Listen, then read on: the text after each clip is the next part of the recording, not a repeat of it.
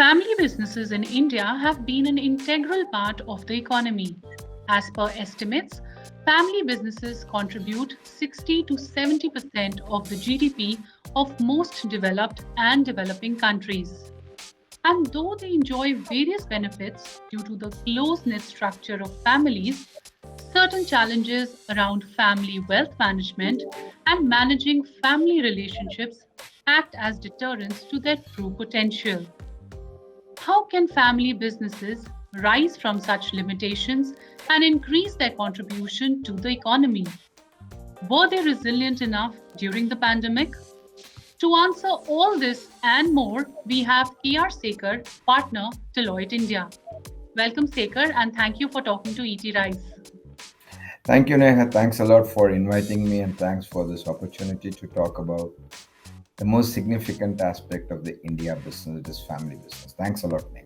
Look forward. So, first of all, Sekar, I want to ask that, what really is the nature of family run businesses in India? What are the key characteristics? Neha, if you look at it from an India traditional and historical perspective, Indian businesses are predominantly family-run businesses. Because in India, when every state and every region has got certain communities which are family-owned communities, which are family business-owned communities, they run the businesses through their in their own traditional manner. And when the economy opened up, these businesses have also grown significantly. Family businesses are the core of the Indian businesses. Without family businesses, Indian business will fail because it just not only contributes to the Indian economy, it not only contributes to the GDP, but it is the biggest creator of employment generation. And therefore, the more the family business success in India, the more the success for the Indian economy. What are, some of the key areas where family firms continue to face unique challenges? First is the succession planning. There's one of the challenge that comes from the family business succession planning. And I'm happy today that most of the family entrepreneurs and family businesses, chieftains of the family business, seek a professional advice on the succession planning. That is something happening. Second is that family governance versus the corporate governance. How do you separate the ownership from the management? How do you separate the shareholders versus the management? This was one of the challenges that the family businesses faced in the beginning, and some family businesses are facing it. But I'm happy it is being recognized by a lot of family companies, and I'm happy to note that a lot of family businesses have started segregating the ownership versus management, and there's a lot of segregation between what I would call the family governance board and the corporate governance board. The family business are looking at it very seriously.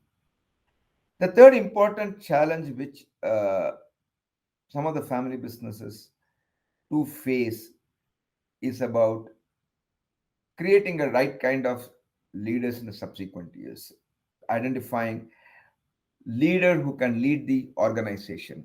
There will always be a difference between a family person who's leading the family versus a business leader. A family leader may need not always be a business leader.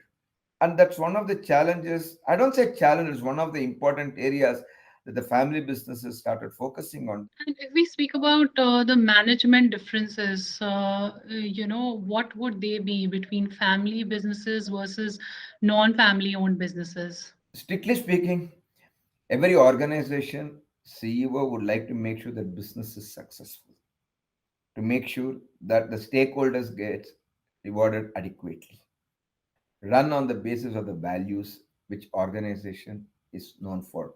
That's a fundamental core of any business CEO for that matter. But when it comes to family business, two or three important additional characteristics that plays. Number one, the family values also gets ingrained in an organizational value. That's very, very important. Because in an organization, the values decided by a group of people who are running an organization over a period of time and various DNAs. But in a family business, the family value which the promoter and the CEO seeks to imbibe gets also get transferred to the organization, translated into an organization. The second important difference is that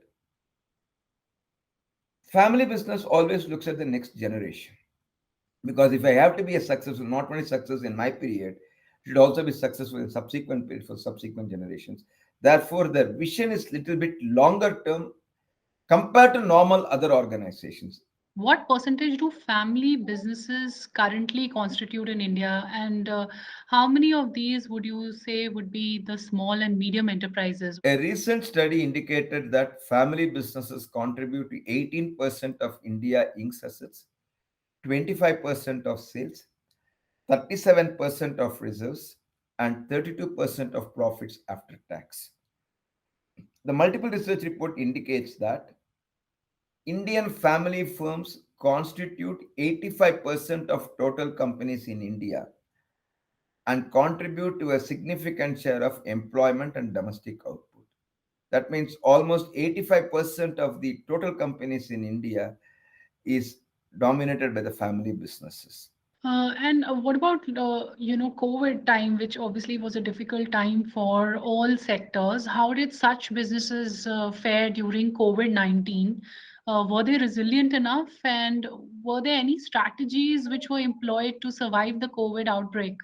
When it comes to the business, family business and family promoters, promoter companies, which I've been talking a lot of promoters, the way they adopted to the technology, the way they adopted to the change was significant. Significant. And they are conscious that COVID creates some sort of a downturn, creates a challenge in the businesses. They took a very conscious decision. Some of the companies, they went for a digital economy through a DTC, through a digital delivery. Some companies rehash the supply chain in the family businesses. They are conscious of the challenges. They made certain compelling changes in their business model.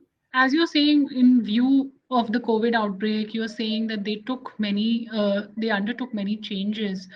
So, what diversification of the business model did such family firms explore? Family business from explored, as I said, rehashing the supply chain, introducing more digital, introducing more technology. Three, direct to consumer through digital delivery. Four, adapting what I would call the newer technology in making sure that the business runs. And more important, creating a sense of commitment to the employees that we care for you. And could you tell us more about Deloitte's Best Managed Companies program? Best Managed Companies global program launched by Deloitte exclusively for what we call the Deloitte private companies. What we mean Deloitte private companies are the promoter driven organizations at globally, and we have launched it in 30 countries in globally. And this is in India, we launched last year. First year was launched in India, and it was very, very successful. Despite the pandemic, despite the challenges faced by the COVID, we had a very enthusiastic response and very, very positive response. The most important aspect of the mismanaged companies at Neha, it is not an award for an individual performance. It is not an award for an individual. It is an award for an organization. It is a recognizing an organization on multiple parameters. Second, it is not decided by Deloitte as an organization. Deloitte as an organization only invites the applicants for the best managed company. It is decided by an independent jury. The independent jury evaluates a company on the basis of five parameters: strategy, then capability and culture, commitment, governance and financials, and last, communication. There are five parameters are there.